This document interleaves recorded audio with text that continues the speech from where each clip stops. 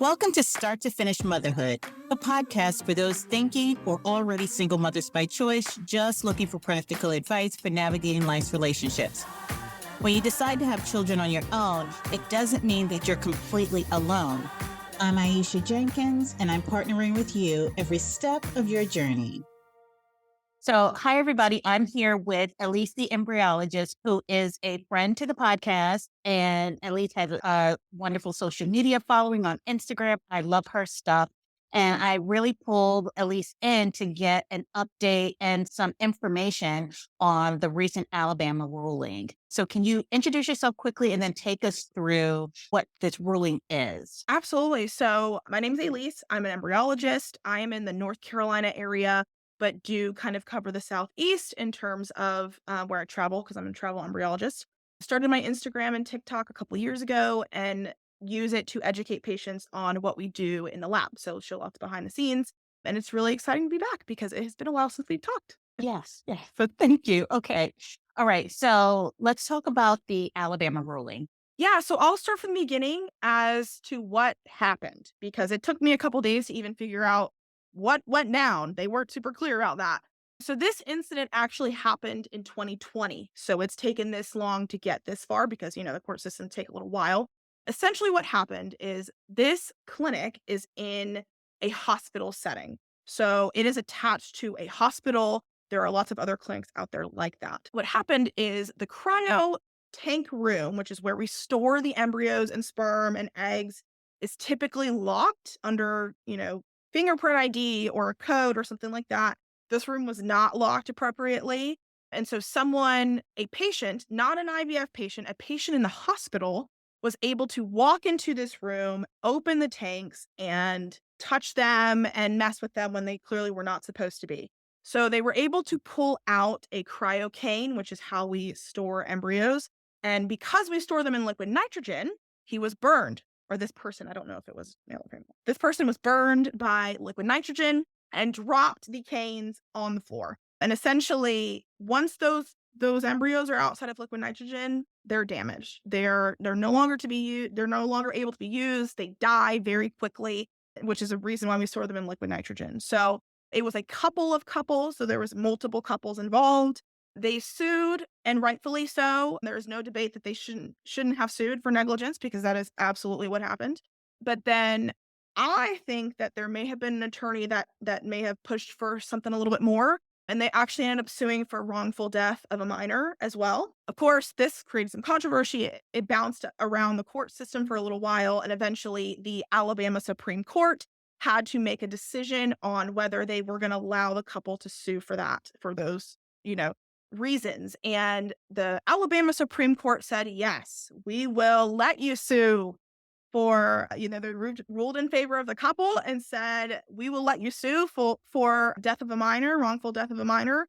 And that has very large implications for whether IVF is able to still, whether embryos are people now or children, can we even do, you know, IVF on children? Can we biopsy children? It leaves it very much open to interpretation as to what are we allowed to now do. So that's kind of where we're at now. Okay. All right. So let's go from the beginning. What is ART and where does IVF fall within ART? Yeah. So ART stands for All Assisted Reproductive Technologies, anywhere from artificial insemination to full on IVF with ICSI and genetic testing. So I really is where we are taking eggs from one patient, sperm from another patient, and inseminating that egg in the lab and culturing that fertilized egg in the lab until it reaches the blastocyst stage or embryo stage. And at that point, we can then do genetic testing. We can freeze the embryos. We can do an embryo transfer. Okay. And so what exactly is an embryo then? Just to clarify. Yeah. So an embryo is a fertilized egg that has divided and grown into a group of cells, typically about 100 cells, 100 to 150, that has the potential to create a pregnancy and a live birth. Okay. So I love that you said potential because those of us who go through ART, IVF, we know that it is potential. There's no guarantee.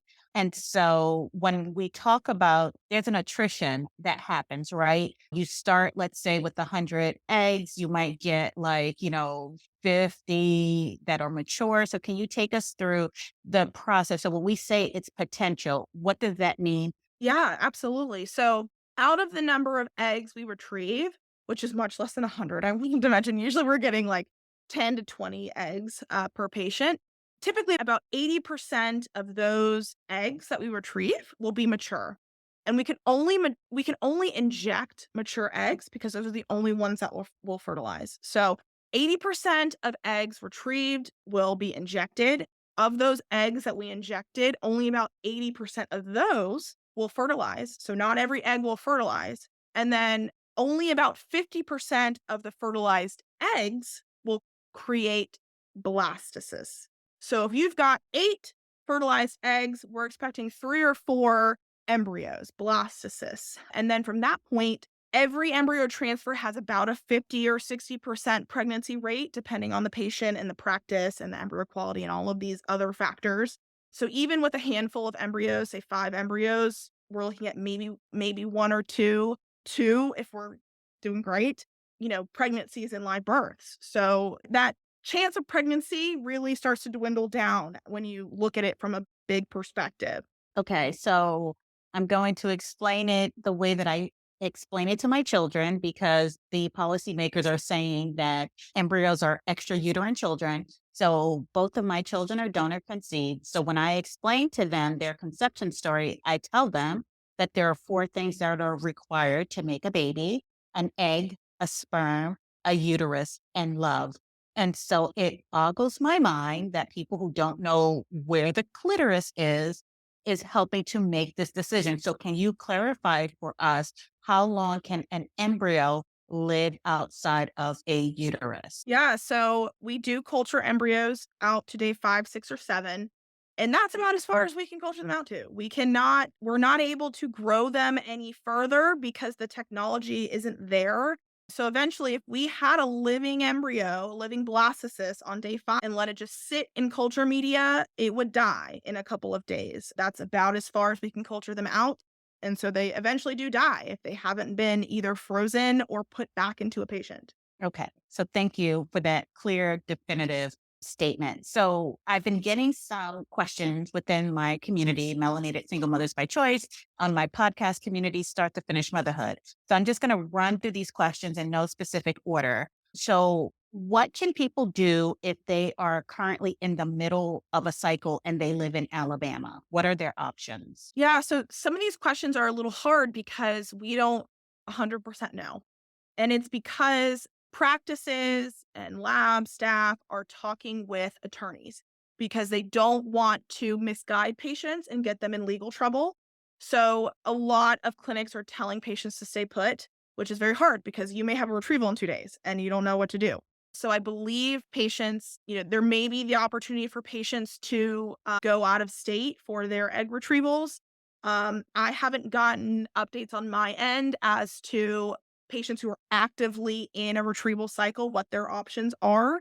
But even if their options are to move to another state for that treatment, that's hundreds of patients that other clinics don't necessarily have the capacity to handle.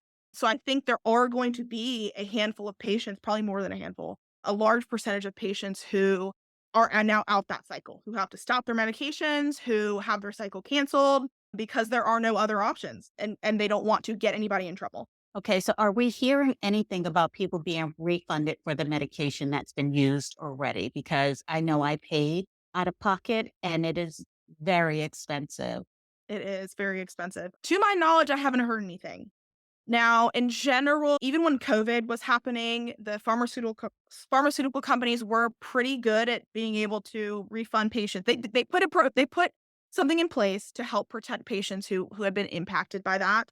So I'm hoping that they're working on something, but I think at this point it's too early to tell. We don't know. I don't know. I hope that they will be compensated in some way and get refunds or maybe replacements for meds or something like that. But to my knowledge, nothing has been publicly said. So it's very possible that they could be out that money as well. And your eggs are only as old as they are today, which is scary. Okay, next question. What can patients do if they currently have embryos on ice frozen in Alabama? What are the options? So again, they may not have any options. So last that I've heard from the clinic that I work at down in Florida, which is actually just very connected to Alabama, and they've got like an Alabama satellite location, they don't know. Things are kind of paused. Essentially the clinic has to go to an attorney and say, "Hey, if we tell patients to do this, what could that mean for the patient's safety, for the patient's, legal liability and our legal liability? Are we trafficking people? Are we trafficking people over state lines? We don't know." And so that's where it gets to what are the legal ramifications of anything that we're doing. So I do think at some point there will be the opportunity for patients to move their embryos either to a storage facility outside of Alabama or to another practice outside of Alabama. But right now, it's kind of cut and dry. We're going to pause until we know for sure. Because, like I said, I saw your face, but people are saying that is this trafficking? Are we trafficking people now that we're moving things out of state? We don't know. I mean, if someone's crazy enough to say that this is a death of a minor, then who's to say that they're not going to come for something like that? Okay. All right. So we're going to walk this walk into the twilight zone. Now, is there a possibility that if I have like 8 embryos, would I be forced to transfer 8 embryos if I was only anticipating one additional child? Yeah. So if we're going to go down the rabbit hole, there are a lot of places in the process that we could see changes. So, currently the ruling, again, it's not a law, it is a precedence that's been set by a specific ruling, like the overturning of Roe v. Wade and Roe v. Wade in general. That was a set of precedents. This can definitely have implications on a larger national scale. So, there is currently a bill in Congress. It was introduced last year, about a year ago. Check it out. I posted it on my stories that defines life at conception. And that is a national bill that would impact every single state. And that for sure would have implications on IVF. So it could be, they could still allow it, but say you only are allowed to fertilize 3 eggs at a time. All those eggs that you fertilize, you have to transfer. You're not allowed to do PGT testing, which is genetic testing. You're not allowed to freeze them. And if that doesn't work, then you thaw the next 3. And for me, that is just absolutely ridiculous because IVF is already such a financial and time consuming process. Could you imagine the amount of cost involved in having to thaw 3 eggs at a time to inseminate them and then do a transfer and then start over? And there's a reason why we want more than one egg and we want more than one embryo because it's not a guarantee, like you said. So having to do it on a small scale like that makes things very inaccessible to patients, and it's already a treatment that is inaccessible to a lot of patients. And not to mention the emotional impacts. So the next question is, can the state take your embryo? And there's a possibility. There's a possibility that if you, I mean, and then you get these questions like, so you can come and take your child if you're not a fit parent. Is that the same thing with your embryos? If you have created embryos and then you're having a tough time and maybe wouldn't be able to care for a child and you don't even have living children, you've got embryos. Does that mean they can come take your embryos too? I mean, who knows? And that's where we get like, okay, can I claim them as dependents? Can I claim them on Social Security? What if you want to go that far, let's go that far.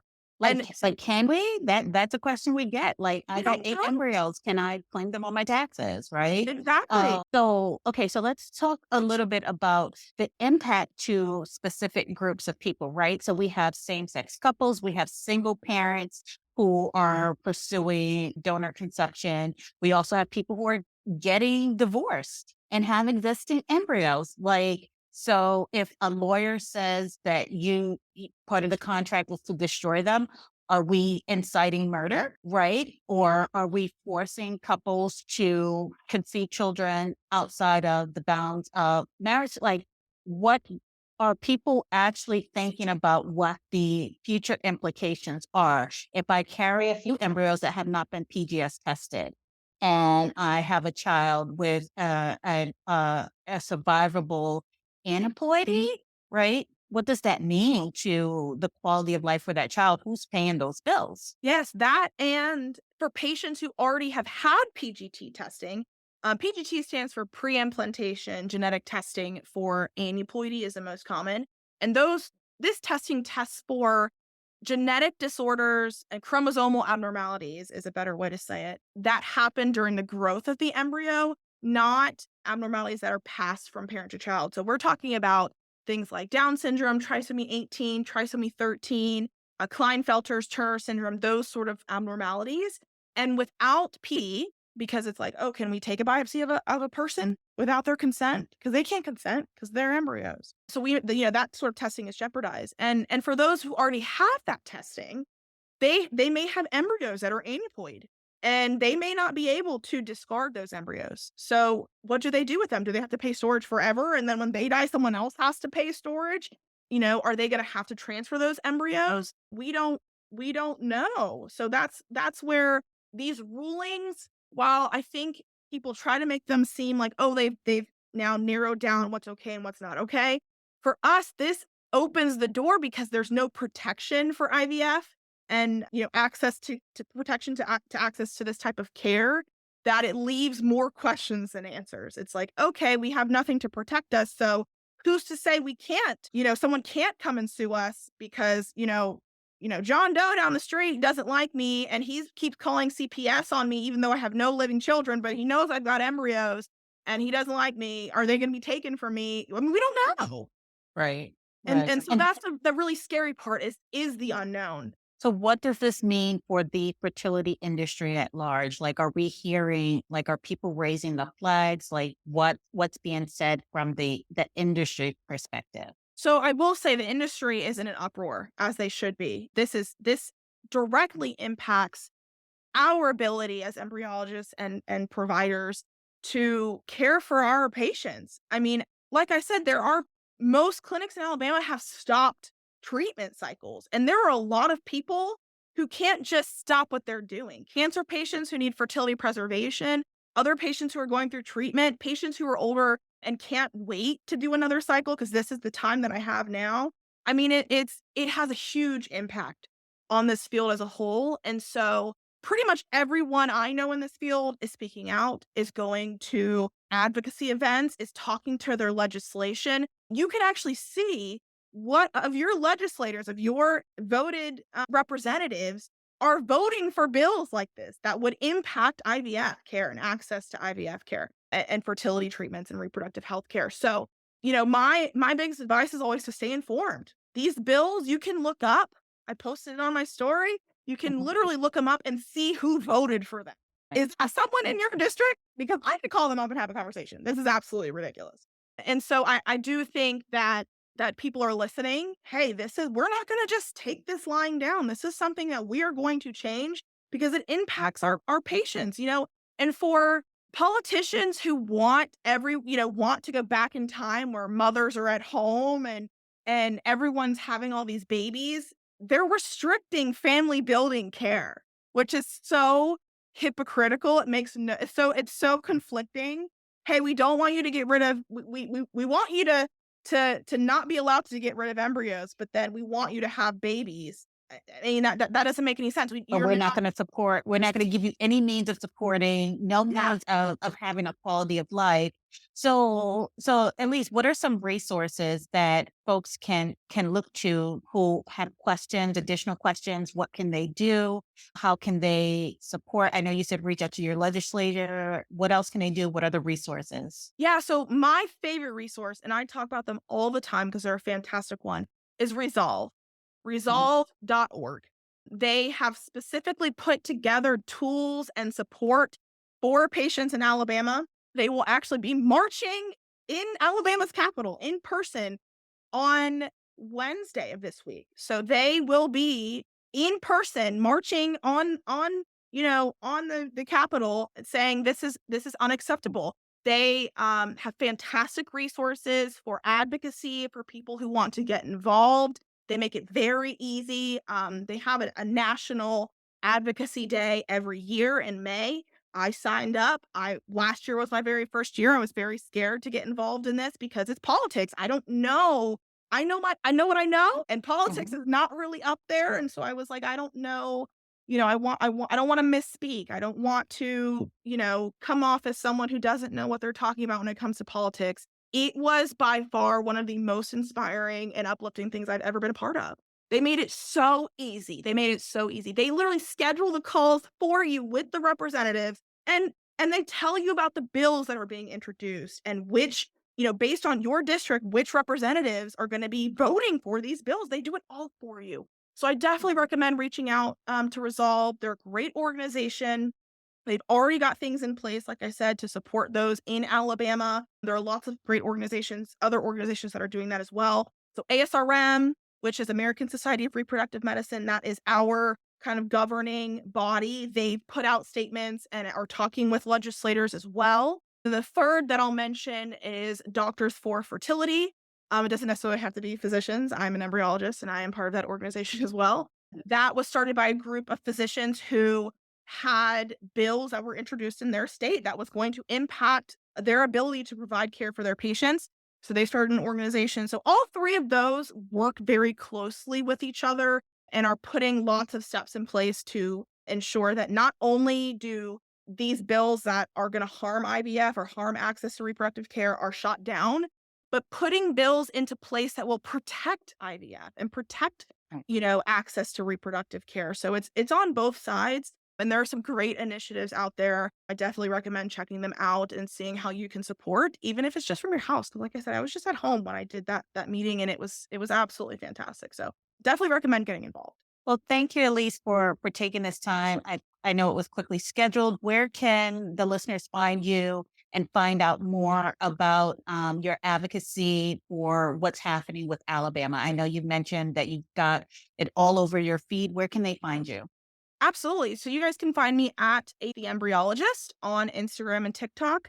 I am more one because there are so many great resources out there. I've been sharing a lot of what other resources are out there because I don't want to bog up people's feed too much. But there are some, I talk about it daily on my stories and post resources where I can. So definitely try to get out there and at least be informed, even if you're like, hey, I don't know if I'm comfortable with this, at least understand what's happening. And so that you can make an informed decision about your care, about who you vote for in November, because we're not going to forget this, and make sure you stay informed. All right. Well, Alease, thank you for your time. I so appreciate this. Yes, thank you.